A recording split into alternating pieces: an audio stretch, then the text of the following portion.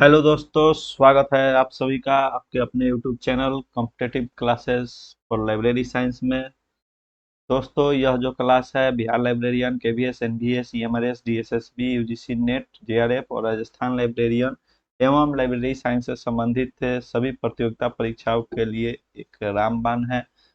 दोस्तों, इस क्लास में दोस्तों आप सभी मेरे टेलीग्राम चैनल से जुड़ सकते हैं। ऊपर दिए हुए क्यूआर कोड के माध्यम से आप इसे स्कैन पर या डिस्क्रिप्शन में दिए हुए लिंक के माध्यम से आप हमारे टेलीग्राम चैनल से जुड़ सकते हैं और नीचे दिए हुए क्यूआर कोड के माध्यम से आप हमारे WhatsApp channel competitive classes for library science में जुड़ सकते हैं, जहां आपको क्लास की इंफॉर्मेशन, उसकी पीडीएफ एवं जो भी नई वैकेंसी जो कि लाइब्रेरी साइंस से संबंधित हो उसकी डिटेल्स आपको तुरंत उपलब्ध कराई जाती है। Delivery of books and newspaper act, the press and registration act भी हम लोग पढ़ेंगे। तो पहले हम लोग पढ़ेंगे delivery of books and newspaper act. तो इसकी बात करें तो डिलीवरी ऑफ बुक्स जो एक्ट है वह पारित किया गया था 1954 ईस्वी में। ये जो महत्वपूर्ण फैक्ट्स है मैं उसी की बात कर रहा हूँ। और उसके बाद इसमें कहा गया था कि 4 डिपोजिटरी पुस्तकालय होंगे, जिसे कोई भी प्रकाशक 30 दिन के अंदर, इस मेरे बातों को ध्यान में रखेंगे, 30 दिन के अंदर एक एक प्रति इन चारों डिपोजिटरी पुस्तकालय में भेजेंगे। और कौन कौन सी डिपोजिटरी पुस्तकालय थी? तो फर्स्ट थी राष्ट्रीय पुस्तकालय Kolkata, second Delhi public library, Connemara public library और Asiatic library Mumbai.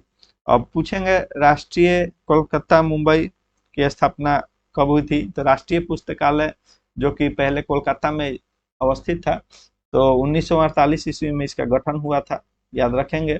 Delhi public library की बात करें तो 1951 ईस्वी में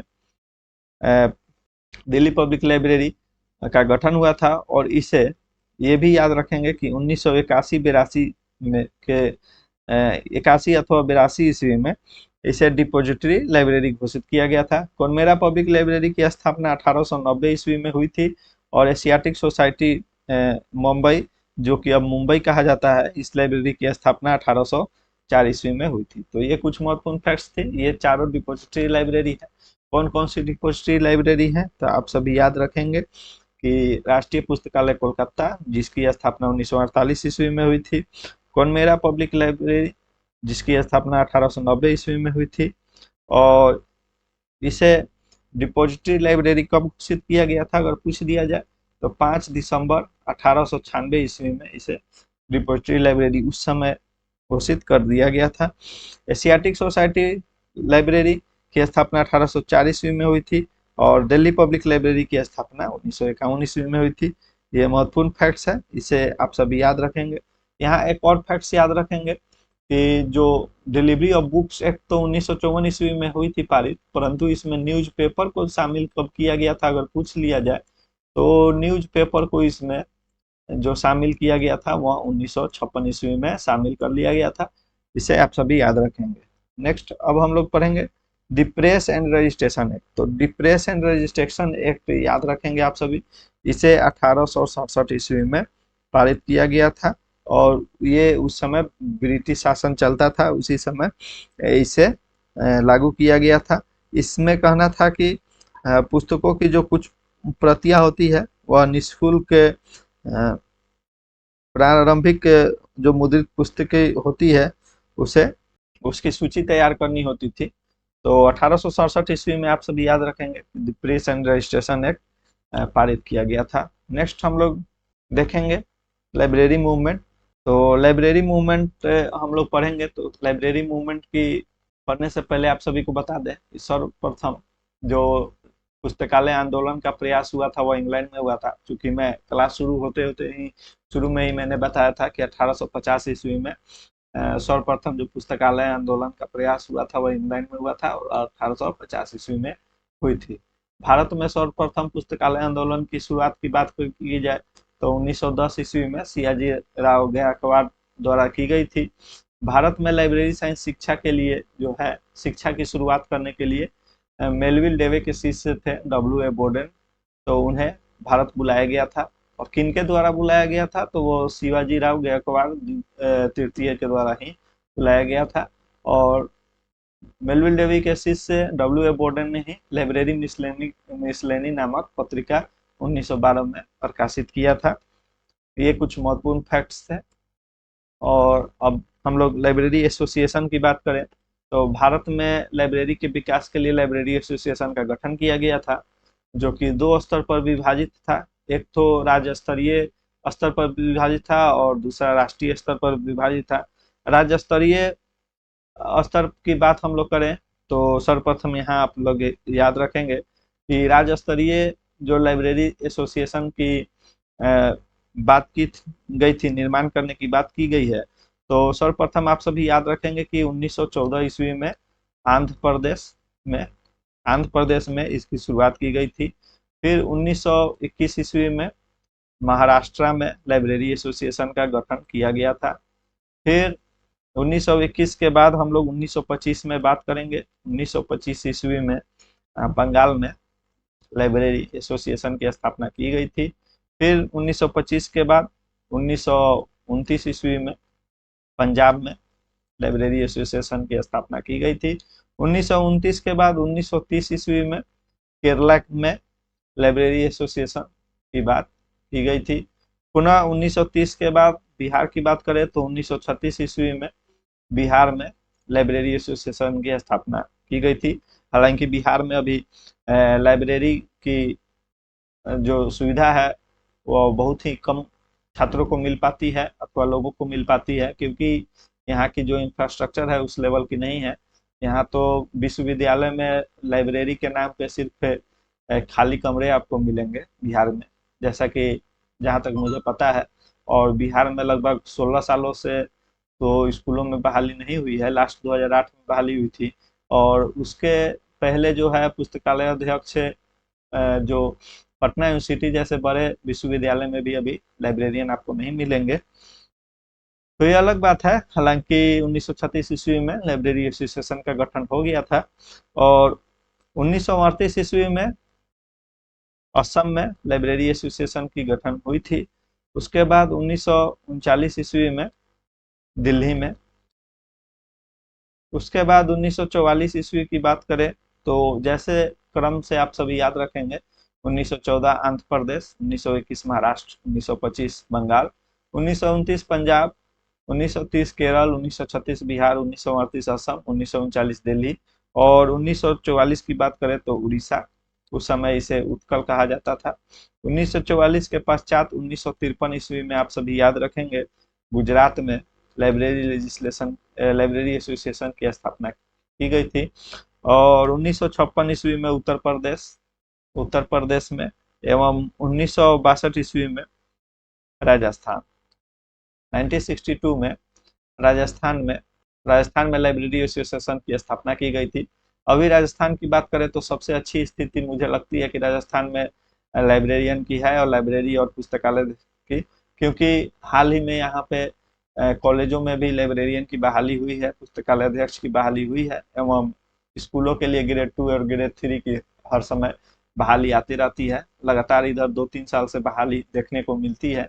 परंतु सबसे खराब स्थिति जो है, पंजाब में भी 700 कुछ सीट पे 1-2 साल पहले वैकेंसी आई थी लाइब्रेरियन की, लेकिन सबसे जो खराब स्थिति है वह बिहार की है। और यहाँ पे पढ़े लिखे अधिकारी लोग भी पुस्तकालय और पुस्तकालय अध्यक्ष की क्या वैल्यू है उसे समझ नहीं पा रहे हैं शायद।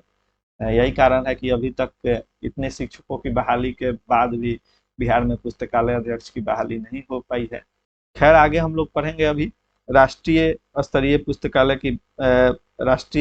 पुस्तकालय संघ की बात करें तो सर्वप्रथम 1933 ईस्वी में हम लोग बात करेंगे, जहाँ पे एस आर रंगनाथन महोदय के प्रयास से आईएलए की स्थापना हुई थी। तो इंडियन लाइब्रेरी एसोसिएशन जो है वह राष्ट्रीय स्तर की एक एसोसिएशन है, जो इसका गठन 1933 ईस्वी में हुई थी। आईएएस-एलआईसी की बात करें तो इसका गठन 1955 ईस्वी में हुई थी। और आईएटीएलआईएस की बात करें तो 1969 में इसकी स्थापना हुई थी। तो राष्ट्रीय स्तर पे और भी बहुत सारे भारत के एसोसिएशन हैं और इसकी हम लोग बृहद जानकारी आगे लेंगे। अभी हम लोग फिर लाइब्रेरी अधिनियम की बात करें तो लाइब्रेरी लेजिस्लेशन की शुरुआत जो हुई थी, आप सभी को मैंने बताया है कि 1930 ईस्वी में जो कॉन्फ्रेंस हुआ था, तो उसमें एस आर रंगनाथन महोदय के प्रयास से 1930 में इन्होंने लाइब्रेरी अधिनियम बनाने का, पुस्तकालय अधिनियम बनाने की शुरुआत करने का प्रयास शुरू किया था, जो कि ऑल एशिया एजुकेशन कॉन्फ्रेंस में आदर्श पुस्तकालय अधिनियम का एक मॉडल रखा था। उसके पश्चात 1931 ईस्वी में इन्होंने पुनः प्रयास किया और 1931 के बाद इन्होंने 1935 में भी एस आर रंगनाथन महोदय द्वारा लाइब्रेरी लेजिस्लेशन के लिए प्रयास किया गया। इसके पश्चात 1946 में भी प्रयास किया गया और 46 के बाद 1948 ईस्वी में जो है मद्रास में पब्लिक लाइब्रेरी एक्ट गठित किया गया था और इसमें मद्रास के जो शिक्षा मंत्री थे जिनका नाम था अविनाश लिंगम चेटियार, जो कि मैंने पहले आप सभी को बता चुका हूँ, उनकी महत्वपूर्ण भूमिका थी क्योंकि उनकी भी कहीं ना कहीं रुचि पुस्तकालय अधिनियम बनाने में थी। और उसके बाद हम लोग पढ़ेंगे अभी मॉडल बिल, और मॉडल बिल में यही थी जो कि model bill of library legislation, यानी लाइब्रेरी अधिनियम का जो मॉडल बिल वही थी कि 1930 ईस्वी में जो एस आर रंगनाथन महोदय द्वारा दी गई थी। और कहाँ दी गई थी, तो यह जो है बनारस में जो आयोजित हुआ था ऑल एशिया एजुकेशन कॉन्फ्रेंस। बार बार मैं इसे दोहरा रहा हूँ, ऑल एशिया एजुकेशन कॉन्फ्रेंस। इसी में एस आर रंगनाथन महोदय द्वारा model bill of library legislation की नींव रखी गई थी। तो इसको आप सभी याद रखेंगे और इस मॉडल एक्ट में कब कब संशोधन किया गया इसे भी याद रखेंगे। 1957 ईस्वी और इसमें पुनः 1972 ईस्वी में कुछ संशोधन किया गया था। नेक्स्ट अब हम लोग पढ़ेंगे library and information science under 5 year plan. तो यहाँ पे हम सभी पढ़ेंगे कि पंचवर्षीय योजनाएं जो हुआ करती थी भारत सरकार द्वारा जो चलाई जाती थी, तो किस पंचवर्षीय योजना में कौन कौन सी लाभ पुस्तकालय के को प्रोवाइड किया गया। तो फर्स्ट पंचवर्षीय योजना से हम लोग शुरू करेंगे और प्रथम जो पंचवर्षीय योजना थी उसकी वह जो है 1951 ईस्वी से 1956 ईस्वी तक चली थी। अगर आप लोगों ने जनरल नॉलेज की पढ़ाई की हो तो आप सभी को पता होगी। और इसमें पुस्तकालय के लिए 1 करोड़ रुपए की राशि दी गई थी ताकि पुस्तकालय का विकास हो सके। ये महत्वपूर्ण फैक्ट्स है, इसे याद रखेंगे। फिर द्वितीय पंचवर्षीय योजना जो है 1956 ईस्वी से लेकर 1961 ईस्वी तक चली थी। इसमें लाइब्रेरी के विकास के लिए कुल 1 करोड़ 40 लाख रुपए का प्रावधान था, इसमें दिया गया था पुस्तकालय के विकास के लिए। तृतीय पंचवर्षीय योजना की बात करें तो 1961 ईस्वी से 1966 ईस्वी तक चली थी और इन 5 वर्षों में पुस्तकालय के लिए, पुस्तकालय नेटवर्क बनाने के लिए, यानी लाइब्रेरी नेटवर्क बनाने के लिए, पुस्तकालय नेटवर्क के लिए काम किया गया। तो इसे याद रखेंगे। और फोर्थ जो पंचवर्षीय योजना थी तो 1969 से 1974 में चली थी, परंतु जो फोर्थ 5 ईयर प्लान थी वह कुछ कुछ वर्षों में विखंडित होकर चली थी। जैसे कि 1960 से 67 चली, फिर 67 से 68 चली थी और 68 से 69 तक चली थी। तो इस तरह से एक एक वर्ष करके या दो दो वर्ष करके चतुर्थ पंचवर्षीय जो योजना चली थी। तो 69 से जो 674 में है, इसमें जो चौथी पंचवर्षीय योजना है, इसमें जो प्रमुख पुस्तकालय विकास के लिए जो बात की गई थी वह थी बाल ग्रंथालय का विकास करना। तो जो चौथा पंचवर्षीय योजना था उसमें मुख्यतः बाल ग्रंथालय, ग्रामीण ग्रंथालय और सार्वजनिक ग्रंथालय की बात कही गई थी। फिफ्थ पंचवर्षीय योजना और छठी पंचवर्षीय योजना है, तो इन दोनों पंचवर्षीय योजना में पुस्तकालय के विकास के लिए कुछ खास चर्चा नहीं की गई, कुछ खास चर्चा नहीं हुई थी। सेवेंथ पंचवर्षीय योजना की बात करें तो सेवेंथ पंचवर्षीय योजना जो है 1985 ईस्वी से 1990 ईस्वी के बीच में चली थी और इसमें 996 करोड़ रुपया का प्रावधान किया गया था। तो किसके लिए 996 करोड़ रुपया दिया गया था? तो पुस्तकालय के आधुनिकीकरण के लिए। इसे याद रखेंगे, ये फैक्ट्स है। पुस्तकालय आधुनिकीकरण के लिए 996 करोड़ रुपया दिया गया था 7th पंचवर्षीय योजना में। 8वीं योजना की बात करें तो 1992 से 1997 ईस्वी तक चली थी, और इसमें स्पेशल लाइब्रेरी, याद रखेंगे, स्पेशल लाइब्रेरी और प्लस पब्लिक लाइब्रेरी के लिए कार्य करने की बात कही गई थी। वहीं 9वां पंचवर्षीय योजना जो कि 1997 ईस्वी से 2002 ईस्वी तक चली थी, तो इसमें याद रखेंगे स्पेशल लाइब्रेरी और एजुकेशनल लाइब्रेरी यानी शैक्षणिक पुस्तकालय, एजुकेशनल लाइब्रेरी के विकास की बात कही गई थी 9th पंचवर्षीय योजना में। 10th पंचवर्षीय योजना की बात करें तो नेशनल मिशन फॉर मैन्युस्क्रिप्ट 2003 ईस्वी में संस्कृति, पर्यटन और संस्कृति मंत्रालय द्वारा नेशनल मिशन फॉर मैन्युस्क्रिप्ट का गठन किया गया था, नेशनल मिशन फॉर मैन्युस्क्रिप्ट। तो ये जो नेशनल मिशन फॉर मैन्युस्क्रिप्ट था, इसमें जो थी कि जितनी भी पांडुलिपियां हैं उस सभी का संग्रहण किया जाए और पुनः उसे पुस्तकालयों में स्थापित किया जाए और उसको संग्रहित किया जाए। तो उसके लिए 2003 ईस्वी में नेशनल मिशन फॉर मैन्युस्क्रिप्ट चलाया गया था, जो कि 10वीं पंचवर्षीय योजना में चलाई गई थी। 11वीं पंचवर्षीय योजना में की उतनी जानकारी मुझे अभी नहीं है। 12th जो पंचवर्षीय योजना थी उसमें NML का गठन किया गया था, जिसे हम लोग राष्ट्रीय पुस्तकालय मिशन कहते हैं, national library mission. National library mission का गठन किया गया था, और यह जो है 2012 ईस्वी में इसकी गठन की गई थी।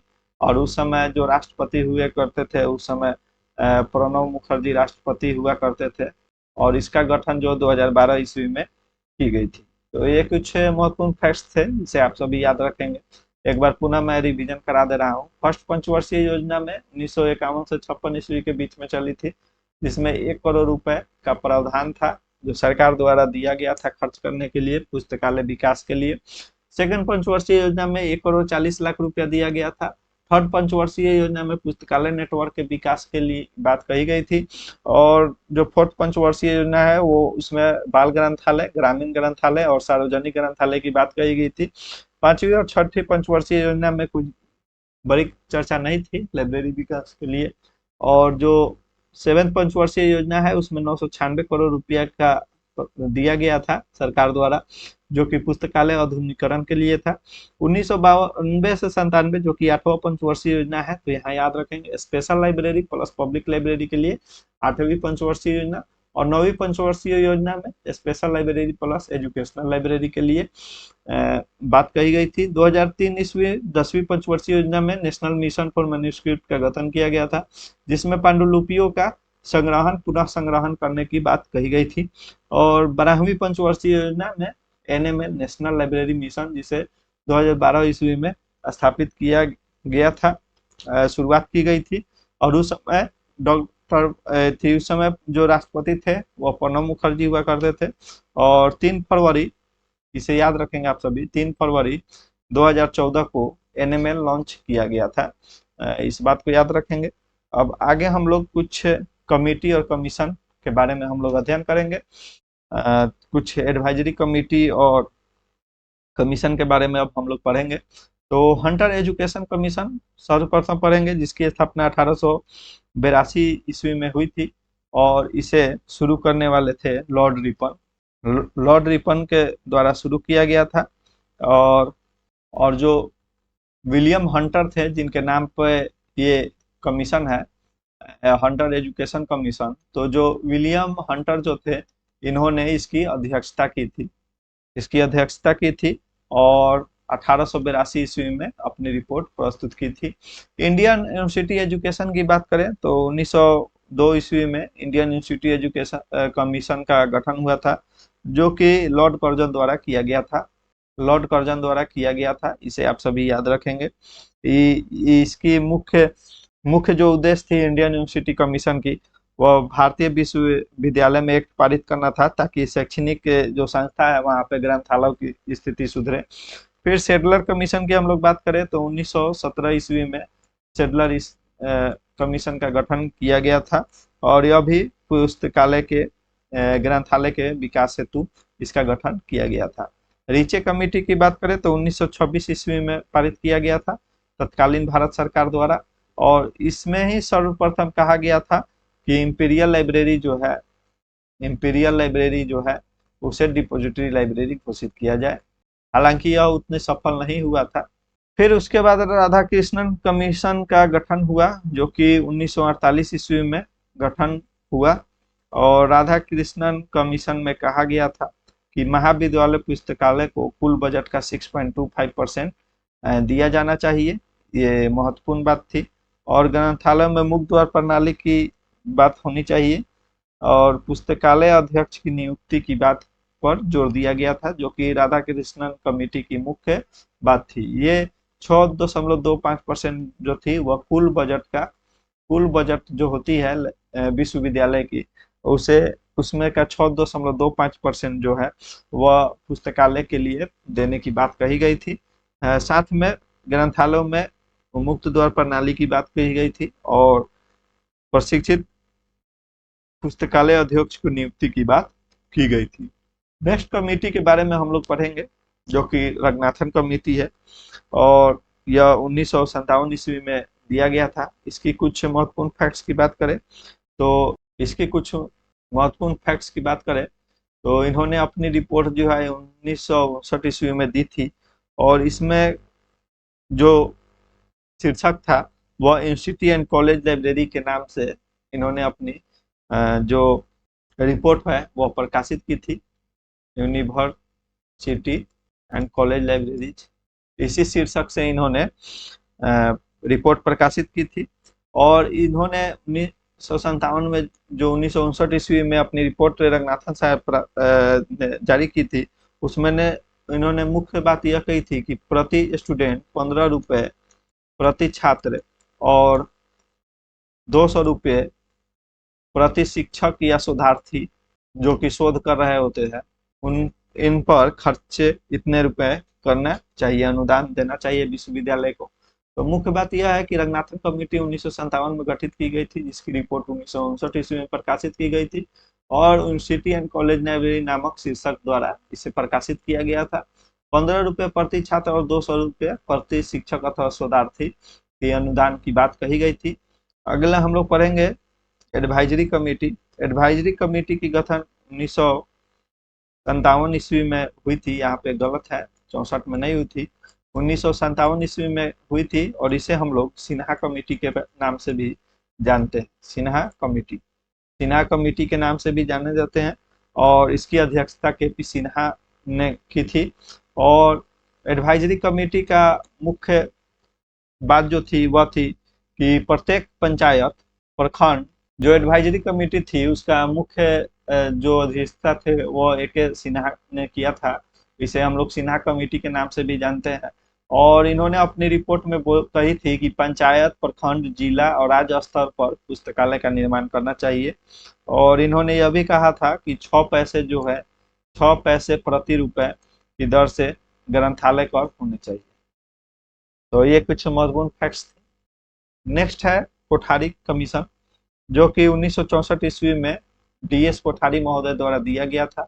इसकी जो प्रमुख बात है वह यह है कि इन्होंने विश्वविद्यालय के लिए प्रति छात्र 25 रुपये प्रति छात्र एवं 300 रुपये प्रति शोधार्थी अथवा शिक्षक खर्च करने की बात कही थी।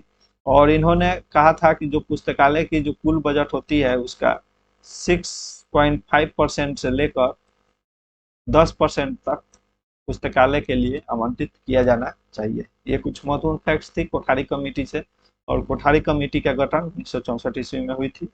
Review committee on library science जो है 1961 ईस्वी में एस आर रंगनाथन महोदय द्वारा, और कोठारी कमीशन में जो है वह 25 रुपये प्रति छात्र और 300 रुपया प्रति शोधार्थी अथवा शिक्षक खर्च करने की बात कही गई थी। और उसमें जो बजट का 6.5% से 10% तक खर्च करने की बात कही गई थी। तो आगे अब हम लोग देखेंगे review committee on library science. तो review committee on library science जो है 1961 ईस्वी में गठन हुआ इसका, और इसकी जो रिपोर्ट आई थी 1962 ईस्वी में आई थी। और इसको जो समिति के जो मुख्य अध्यक्षता जो कर रहे थे वो हमारे डॉक्टर एसा रंगनाथन महोदय इसकी अध्यक्षता कर रहे थे review committee on library science की। और 1962 ईस्वी में इसकी रिपोर्ट प्रस्तुत की गई थी। इसमें और हम लोग बात करें तो अगर आपसे पूछा जाए कि रिव्यू कमेटी में और कौन कौन से लोग सम्मिलित थे तो आप सभी याद रखेंगे ये सभी नाम। डॉक्टर सीपी शुक्ला एवं S Basruddin, K A Isaac, P N Kaula, B S Keshavan, doctor J S Sharma, professor S Dasgupta. तो ये कुछ महत्वपूर्ण व्यक्ति थे। Review committee on library science 1961 ईस्वी में गठन किया गया था।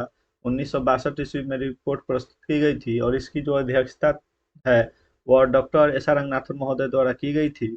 और इनके साथ जो कमेटी में और भी मेंबर्स थे उनमें doctor CP Shukla, S Basruddin, K A Isaac, P N कौला और बी एस बसरुद्दीन तथा डॉक्टर जे एस शर्मा और प्रोफेसर एस दासगुप्ता प्रमुख थे। और इसे जो library science in Indian university नाम से इसकी रिपोर्ट प्रकाशित की गई थी। इसे भी आप सभी याद रखेंगे, library science in Indian university नाम से। तो ये महत्वपूर्ण है, library science in Indian university नाम से रिपोर्ट जो है वह प्रस्तुत की गई थी। अब हम लोग बात करेंगे वर्किंग ग्रुप ऑन लाइब्रेरीज की। तो वर्किंग ग्रुप ऑन लाइब्रेरीज जो है इसका गठन 1964 ईस्वी में हुई थी। और इसकी प्रमुख बात जो यह है कि 1964 ईस्वी में उस समय तृतीय पंचवर्षीय योजना चल रही थी। थर्ड 5 ईयर प्लान चल रही थी।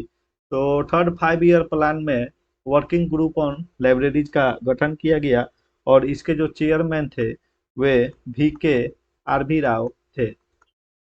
तो ये आप लोग नोट कर लेंगे और मैं साथ साथ नोट्स भी बनाएंगे। और इस मॉडल में मुख्यतः यह कहा गया था कि जो सार्वजनिक पुस्तकालय अधिनियम है उसकी सार्वजनिक पुस्तकालय अधिनियम की मुख्यतः इसमें बात कही गई थी। नेक्स्ट अब हम लोग देखेंगे Kaula committee on curriculum development English education 1990। तो इसमें मुख्यतः हम लोग देखेंगे कि कौला जो कमेटी है 1990 में गठन हुआ था। तो यहाँ हम लोग देखेंगे कि लाइब्रेरी एंड इंफॉर्मेशन साइंस पर जो पाठ्यक्रम विकास समिति का गठन हुआ था वह 1990 ईस्वी में हुई थी। और इसकी जो अध्यक्षता थी वह प्रोफेसर PN कौला की अध्यक्षता में किया गया था। कौल समिति की जो रिपोर्ट है वह UGC द्वारा 1992 ईस्वी में report of the curriculum development committee on library and information science शीर्षक से प्रकाशित किया गया था। तो यह कुछ महत्वपूर्ण इसके कीवर्ड्स थे जिसे आप सभी याद रखेंगे। और कौला कमेटी अगर पूछ ली जाए कि Kaula committee on curriculum development in education का गठन कब हुआ था तो वह 1990 ईस्वी में इसकी गठन की गई थी। और इसके गठन में PN कौला की महत्वपूर्ण भूमिका थी, इन्होंने ही इसकी अध्यक्षता की थी। और इसकी रिपोर्ट जो है 1992 में प्रस्तुत की गई थी और report of the curriculum development committee on library and information science शीर्षक से प्रकाशित किया गया था। अब हम लोग बात करेंगे मल्होत्रा कमेटी की। तो मल्होत्रा कमेटी में ज़्यादा तो कुछ पढ़ना नहीं है। यह जो है 24 दिसंबर 1983 24 दिसंबर 1983 का इसका गठन हुआ था। और इसके जो अध्यक्ष थे जिनकी अध्यक्षता में ये चीज़ें मल्होत्रा कमेटी का गठन हुआ था वो थे प्रोफेसर RC मल्होत्रा, नाम याद रखेंगे RC मल्होत्रा। और इनके गठन में और मल्होत्रा कमेटी में अगर पूछी जाए कि मुख्य बात क्या थी तो मल्होत्रा कमेटी में मुख्य बात यही कही गई थी कि UGC के द्वारा लाइब्रेरियन के लिए UGC के द्वारा लाइब्रेरियन के लिए एक वेतनमान होना चाहिए। और लाइब्रेरियन को एक लाइब्रेरियन के वेतनमान और उनके व्यावसायिक विकास और सेवा शर्तों के पुनरीक्षण पर विचार करने के लिए मल्होत्रा कमेटी का गठन किया गया था। तो यह आप सभी याद रखेंगे UGC के द्वारा। तो मल्होत्रा कमेटी में जो है वह UGC के द्वारा लाइब्रेरियन के वेतनमान का जो संशोधन है उस पर रिपोर्ट प्रस्तुत किया गया था। मुख्य चीज इसमें यही आप सभी को पढ़नी थी। नेक्स्ट हम लोग देखेंगे नेपलिस के बारे में।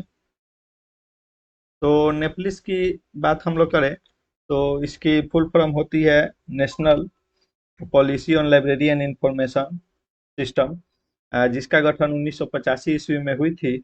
और इसके जो तो दोस्तों अभी तक हम लोगों ने मल्होत्रा कमेटी तक पढ़ा है अभी हम लोगों ने, और अब हम लोग नेपलिस की बात करेंगे। तो नेपलिस, जिसे हम लोग कॉर्नवालिस भी कहते हैं, तो इसकी बात करें तो नेपलिस की स्थापना जो है,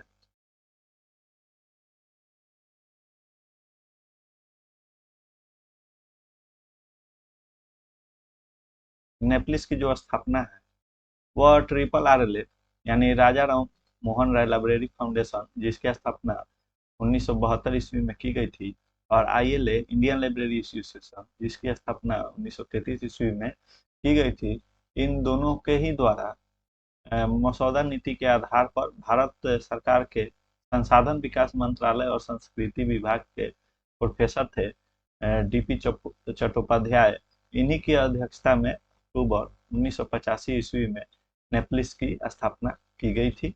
और जो नेपलिस की स्थापना की गई थी, इसकी अध्यक्षता तो प्रोफेसर डीपी चट्टोपाध्याय ने की थी, और इसकी जो रिपोर्ट है वह मई 1986 में प्रस्तुत की गई थी। तो ये कुछ फैक्ट्स हैं, आप ये याद रखेंगे। और जैसा कि हम लोग पढ़ रहे हैं अभी शुरू से, तो नेपलिस के बारे में जैसे कि मैंने बताया कि ट्रिपल आरएलए और आईएलए के द्वारा मसौदा नीति के आधार पर, और मानव संसाधन विकास मंत्रालय और संस्कृति विभाग के जो प्रोफेसर डीपी चट्टोपाध्याय हैं, उन्हीं की अध्यक्षता में 1985 में स्थापित किया गया। और नेपलिस के बारे में हम लोग और भी विस्तृत जानकारी आगे जैसे जैसे हम लोग बढ़ेंगे वैसे हम लोग लेंगे। ये आप लोगों के लिए बेसिक्स है, मतलब कि आप ये चीज क्या है उसे समझिए कि नेपलिस क्या है, इसकी अध्यक्षता किन्होंने की थी, और कब स्थापित किया गया था, किसकी सहायता से स्थापित किया गया था।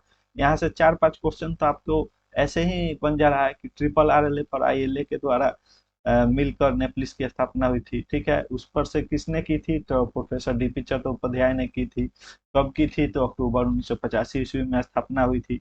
और इसकी रिपोर्ट कब प्रस्तुत की गई थी, तो मई 1986 ईस्वी में प्रस्तुत की गई थी।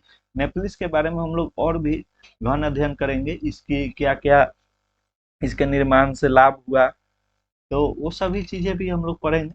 लेकिन जैसे जैसे क्लास में हम लोग आगे बढ़ेंगे वैसे वैसे विस्तृत जानकारी भी हम लोग हासिल करेंगे। तो अब हम लोग पढ़ते हैं committee on national network system. तो committee on national network system है, जिसकी स्थापना 1988 ईस्वी में हुई थी, और इसके स्थापना में यूजीसी की महत्वपूर्ण भूमिका थी। यूजीसी के द्वारा ही प्रोफेसर यशपाल को इसकी अध्यक्षता करने के लिए दिया गया था, और इन्हीं की अध्यक्षता में 1988 ईस्वी में committee on national network system प्रणाली का विकास हुआ था, इस समिति का गठन हुआ था। और ये जितनी भी समितियां हम लोग पढ़ रहे हैं, उसका मुख्य उद्देश्य था विश्वविद्यालय की जो पुस्तकालय होती है उसके विकास में सहयोग देना, अथवा उसके विकास के लिए क्या क्या कार्य किए जा सकते हैं, इसलिए इन समिति और कमेटी का गठन किया गया था। आगे अब हम लोग देखेंगे रस्तोगी कमेटी। तो रस्तोगी कमेटी की स्थापना 1997 ईस्वी में हुई थी, जैसा कि यहाँ लिखा हुआ है, और यह आरपी रस्तोगी के द्वारा किया गया था। ये इसमें भी यूजीसी के द्वारा ही उन्हें अध्यक्ष बनाया गया था। इसकी अध्यक्षता आरपी रस्तोगी जी ने किया था। और इसकी मुख्य बात अगर हम लोग की करें तो एम्प्लॉय जो होती हैं, एकेडमिक एम्प्लॉय यानी एकेडमिक कर्मचारी जो होते हैं विश्वविद्यालयों में, उनके वेतनमान और करियर उन्नति के संशोधन पर विचार करने के लिए आरपी रस्तोगी की अध्यक्षता में 1997 में इस समिति का गठन किया गया था। आप जैसे कि पीछे मल्होत्रा कमेटी भी पढ़े होंगे, जो कि 1983 में मल्होत्रा कमेटी का गठन किया गया था। तो कहीं ना कहीं मल्होत्रा कमेटी का भी जो मुख्य उद्देश्य था यही था कि प्रत्येक पुस्तकालय में लाइब्रेरियन हो, उनकी एक वेतनमान निश्चित राशि प्रदान की जाए।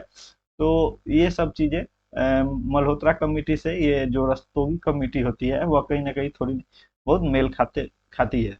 नेक्स्ट हम लोग पढ़ेंगे Karisiddappa committee on curriculum development in LIS education. तो यूजीसी द्वारा इस कमेटी का गठन सीआर करिसिदप्पा की अध्यक्षता में किया गया था।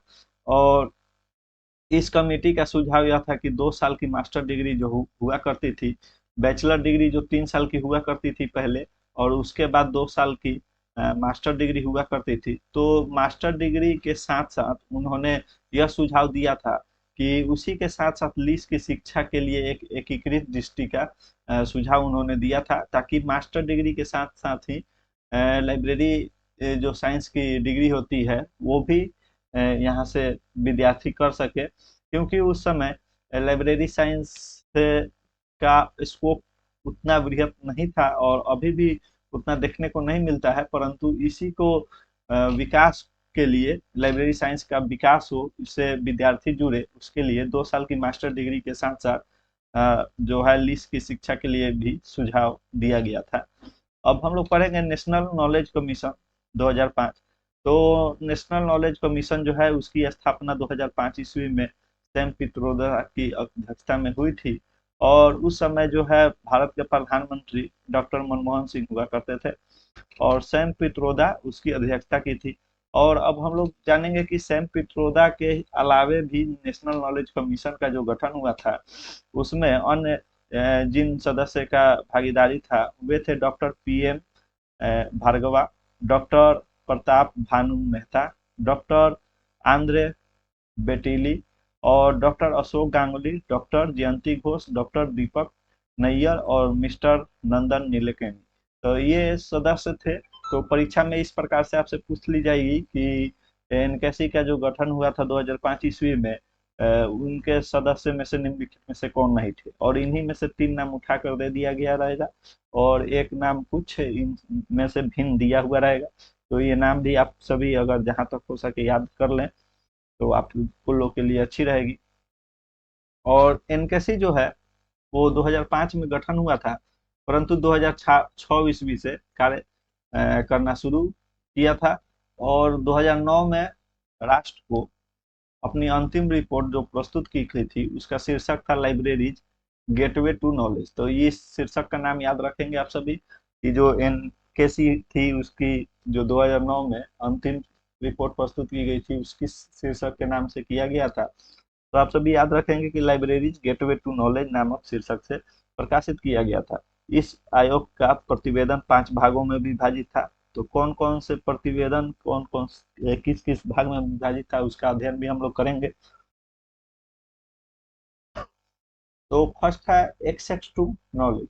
तो फर्स्ट है एक्सेस टू नॉलेज। इसमें जो है शिक्षा का अधिकार, राष्ट्रीय ज्ञान नेटवर्क, भाषा अनुवाद, पुस्तकालय पोर्टल और स्थापित सूचना नेटवर्क पर जोर दिया गया था इसके तहत, इस प्रतिवेदन के द्वारा। और क्रिएशन सेकंड है जिसके अंतर्गत 5 बिंदु पर ध्यान दिया गया। एक तो है राष्ट्रीय विज्ञान, दूसरा है सामाजिक विज्ञान फाउंडेशन, तृतीय है सरकारी वित्त पोषित कानून तंत्र जो होती है उस पर ध्यान देने की बात कही गई थी। चौथा है जो बौद्धिक अधिकार होती है उसकी चर्चा इसमें की गई थी। और नवाचार और उद्यमशीलता को बढ़ावा देने के लिए भी जो एनकेसी की लास्ट जो रिपोर्ट प्रस्तुत की गई थी जिसका नाम था लाइब्रेरीज गेटवे टू नॉलेज, उसके द्वितीय भाग जो कि क्रिएशन है यानी सृजन जिसे हम लोग कहते हैं, तो इसमें इन 5 बिंदुओं को मुख्य रूप से बताया गया था। नेक्स्ट हम लोग थर्ड देखेंगे। थर्ड है नॉलेज कॉन्सेप्ट। इस सिद्धांत में जो है स्कूली शिक्षा की बात कही गई थी, व्यवसायिक शिक्षा की बात कही गई थी, उच्च शिक्षा, विधिक शिक्षा जिसे हम लोग लॉ की पढ़ाई कहते हैं, मेडिकल एजुकेशन, इंजीनियरिंग एजुकेशन और ओपन और डिस्टेंस लर्निंग पर ध्यान देने की बात कही गई थी। चौथा जो है वह आता है इसके अंतर्गत सर्विस। और सर्विस के अंतर्गत जो होता है वह ग्रामीण रोजगार गारंटी, ई प्रशासन शुरू करने की बात कही गई थी। और पांचवा जो है वो होती है एप्लीकेशन। तो एप्लीकेशन के अंतर्गत यानी अनुप्रयोग के अंतर्गत इसमें कहा गया था कि जो परंपरागत चिकित्सा पद्धति थी उसको कृषि जीवन स्तर में सुधार लाने आदि की बात कही गई थी। तो इसे याद रखेंगे क्योंकि पूछ ली जाएगी कि कृषि और जीवन स्तर में सुधार लाने की बात एनकेसी की किस एनकेसी के क्रिएशन के किस भाग में कहा गया था। अगर डीपली अगर जो क्वेश्चन बनती हैं तो इस प्रकार से पूछी जा सकती है, तो इसे आप लोग याद रखेंगे। जो एप्लीकेशन होती है उसके अंतर्गत जो हो वह कृषि जीवन स्तर में सुधार और परंपरागत चिकित्सा की बात कही गई है। और नेक्स्ट अब हम लोग देखेंगे राजा राम मोहन राय पुस्तकालय पर स्थित था। तो राजा राम मोहन राय लाइब्रेरी फाउंडेशन जो है इसकी स्थापना 1972 ईस्वी में की गई थी। और जो राजा राम मोहन राय लाइब्रेरी फाउंडेशन की मुख्य बात है, मुख्य उद्देश्य है, वह है कि ग्रामीण और शहर में जो सार्वजनिक पुस्तकालय उसको सहायता प्रदान करना। सार्वजनिक पुस्तकालय मीन्स पब्लिक लाइब्रेरी के उत्थान के लिए ये नियम बनाती है तथा अनुदान भी देती है। आगे हम लोग इसमें ये भी पढ़ेंगे कि ये विकसित राज्यों में इसका क्या योगदान रहता है, कितना कितना रेशियो का रहता है। तो आगे हम लोग पढ़ेंगे कि 50:50 का विकसित और विकासशील राज्य जो है उसके जो सार्वजनिक पुस्तकालय होते हैं उसमें 60:40 का योगदान होता है। इसका जो पैसे इनके द्वारा दिया जाता है। और जो पिछड़े हुए राज्य है जैसे कि बिहार है, तो इसमें सॉरी जो पिछड़े हुए राज्य हैं अथवा केंद्र शासित राज्य हैं, जैसे केंद्र शासित राज्य में आप दिल्ली आ जाएगा, दमन दीव आ जाएगा, लक्षद्वीप आ जाएगा, ये सब जो हमारे केंद्र शासित प्रदेश हैं उसमें 90:10 या 7 सिस्टर्स आप कह सकते हैं। जो पूर्वी राज्य हैं जैसे कि असम, मेघालय, मणिपुर, इनमें इनका 90:10 का सहायता रहती है। तो ये सब चीजें भी आगे हम लोग जैसे जैसे बढ़ेंगे क्लास में वैसे वैसे पढ़ेंगे। ऐसा नहीं है कि शॉर्टकट में निकल जाना है। चूंकि लाइब्रेरी साइंस एक टेक्निकल सब्जेक्ट है और इसे वृहत स्तर पे हमें पढ़ने की होता है किसी भी प्रतियोगिता परीक्षा को क्लियर करने के लिए। तो इसके बारे में हम लोग आगे और भी जानकारी हासिल करेंगे, परंतु जैसा कि बेस बनाने के लिए कुछ कुछ चीजें पहले थोड़ी थोड़ी समझनी पड़ती है, ताकि बाद में उसका बृहत स्तर पर जब हम चर्चा करेंगे तो ऐसा ना लगे कि अचानक से कि ये क्या पढ़ाने लगे और आपको समझ से बाहर हो। तो थोड़ी थोड़ी जानकारी अभी लेंगे और फिर जैसे जैसे यूनिट वाइज हम लोग आगे बढ़ते जाएंगे उसमें हम लोग बृहत स्तर पे इन सभी टॉपिक्स की जानकारी हासिल करते रहेंगे। डिलीवरी ऑफ बुक्स एक्ट के बारे में हम लोग पढ़ेंगे। तो डिलीवरी ऑफ बुक्स एक्ट का निर्माण 1954 ईस्वी में की गई थी। और इसका जो मुख्य उद्देश्य है वो भारत में प्रकाशित होने वाले जितने भी पत्र पत्रिका पुस्तक हैं, मतलब पब्लिशर्स द्वारा जो भी पुस्तकों का पब्लिकेशन किया जाता है, पीरियोडिकल का अथवा सीरियल का जो भी पब्लिकेशन होता है और न्यूज़पेपर, उसकी एक प्रति जो है वह डिपोजिटरी लाइब्रेरी में देने की बात कही गई थी। और इसमें ये फैक्ट्स याद रखेंगे, परीक्षा में कई बार पूछी गई है कि न्यूज़पेपर को कब शामिल किया गया था। तो न्यूज़पेपर को जो है 1956 ईस्वी में शामिल कर लिया गया था। हालांकि 1954 में जब डिलीवरी ऑफ बुक्स एक्ट का निर्माण हुआ था उस समय न्यूज़पेपर को शामिल नहीं किया गया था, यानी कि न्यूज़पेपर उस समय डिपोजिटरी लाइब्रेरी में नहीं जमा की जाती थी। परंतु 1956 ईस्वी से न्यूज़पेपर को भी इसमें शामिल कर लिया गया। डिपोजिटरी लाइब्रेरी की बात करें तो पहला है नेशनल लाइब्रेरी कोलकाता, दूसरा है दिल्ली पब्लिक लाइब्रेरी, थर्ड है कोनमेरा पब्लिक लाइब्रेरी जो कि चेन्नई में स्थित है, और फोर्थ जो है एशियाटिक सोसाइटी बम्बई जो कि मुंबई महाराष्ट्र में स्थित है।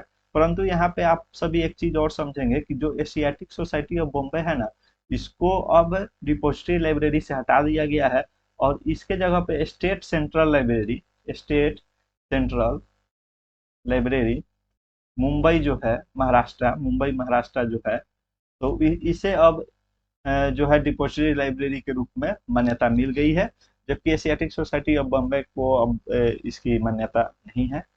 नेक्स्ट हम लोग पढ़ेंगे तो इसमें हम लोग जैसे कि हम लोगों ने प्रीवियस में पिछले में हम लोगों ने पढ़ा कि लाइब्रेरी के जितने भी कमेटी और कमीशन है उसके चेयरमैन कौन है, उसके उपयोग लाभ क्या है और उसकी स्टेब्लिशमेंट ईयर क्या है। तो ये सब ही हम लोगों ने अभी थोड़ी देर पहले पढ़ा है। तो आप सभी को एक रिवीजन भी हो जाएगी और आप सभी दोबारा से इसे देख लें। तो फर्स्ट है लाइब्रेरी कमेटी। तो लाइब्रेरी कमेटी का जो गठन है वह एस आर रंगनाथन महोदय द्वारा किया गया था और वह 1957 ईस्वी में किया गया था। तो इसे याद रखेंगे आप सभी। Work flow seminar C D Deshmukh द्वारा 1959 ईस्वी में इसकी स्टेब्लिशमेंट की गई थी। एडवाइजरी कमिटी फॉर लाइब्रेरीज और सिन्हा कमेटी की जो स्थापना है वह है, इसकी अध्यक्षता जो चेयरमैन थे उस समय वह डॉक्टर के पी सिन्हा थे, और 1957 में ये शुरू हुई थी, जबकि इन्होंने अपनी रिपोर्ट 1959 ईस्वी में दी थी। रिव्यू कमेटी की बात करें तो 1961 ईस्वी में एस आर रंगनाथन द्वारा इसकी अध्यक्षता की गई थी, यानी इसके chairman doctor S R Ranganathan महोदय थे। Education commission doctor professor D S Kothari 1964 ईस्वी में, जिसमें हम लोगों ने पढ़ा कि डी एस कोठारी जो थे उन्होंने पुस्तकालय के लिए कहा था कि 25 रुपये प्रति छात्र और 300 रुपये प्रति शिक्षक अथवा शोधार्थी के रूप से शोधार्थी को मिलनी चाहिए। लाइब्रेरी को उसका अनुदान देना चाहिए, अथवा 6.5% से 10% के बीच इसकी बजट का, कुल बजट का जो विश्वविद्यालय की होती है उसको लाइब्रेरी को मिलनी चाहिए। वर्किंग ग्रुप ऑन लाइब्रेरी जो होता है वह तृतीय पंचवर्षीय योजना में शुरू की गई थी, और VK RV राव जो है 1964 ईस्वी में इसकी अध्यक्षता की थी। मल्होत्रा कमेटी 1983 ईस्वी में RC मल्होत्रा द्वारा की गई थी, और इसमें हम लोगों ने पढ़ा था कि इन्होंने विश्वविद्यालय में जो कर्मचारी होते हैं लाइब्रेरी संबंधित, तो उनको भी जो ग्रेड पे होती है, ग्रेड पे या स्केल जो जिससे सरकार सभी कर्मचारी को पेमेंट करती है, उसके द्वारा उन्हें भी पेमेंट मिलनी चाहिए। Committee on national network system for university library, Yashpal ji ने इसकी अध्यक्षता की थी, चेयरमैन थे, और 1988 ईस्वी में इसकी एस्टेब्लिशमेंट ईयर है। नेक्स्ट अब हम लोग देखेंगे नेपलिस। तो नेपलिस मैंने पढ़ाया है कि DP चट्टोपाध्याय की अध्यक्षता में, क्योंकि संस्कृति मंत्रालय के उस समय ये अध्यक्ष थे। तो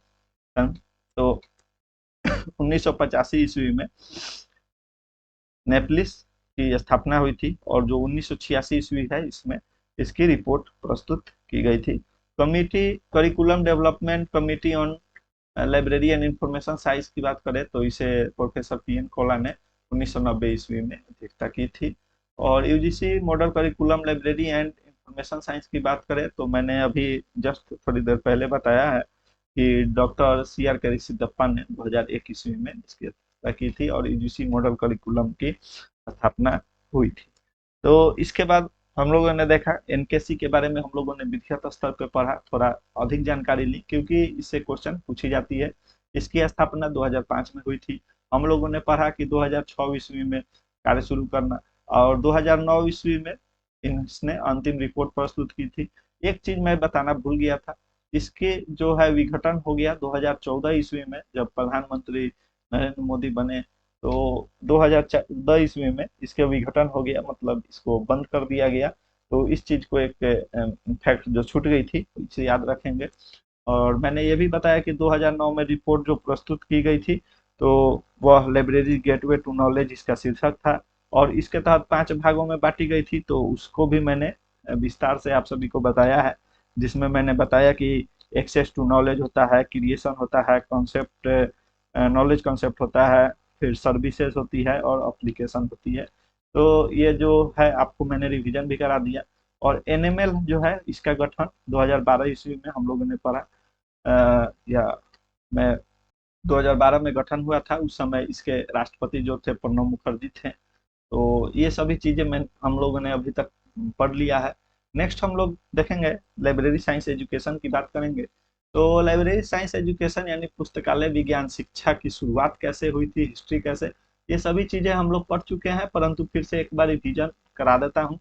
तो पुस्तकालय विज्ञान शिक्षा है तो ब्रिटिश पुस्तकालय संघ द्वारा यानी ब्रिटिश लाइब्रेरियन एसोसिएशन द्वारा 1885 ईस्वी में सबसे पहले पुस्तकालय व्यवसाय के लिए विशेष प्रशिक्षण का शुरुआत किया गया था।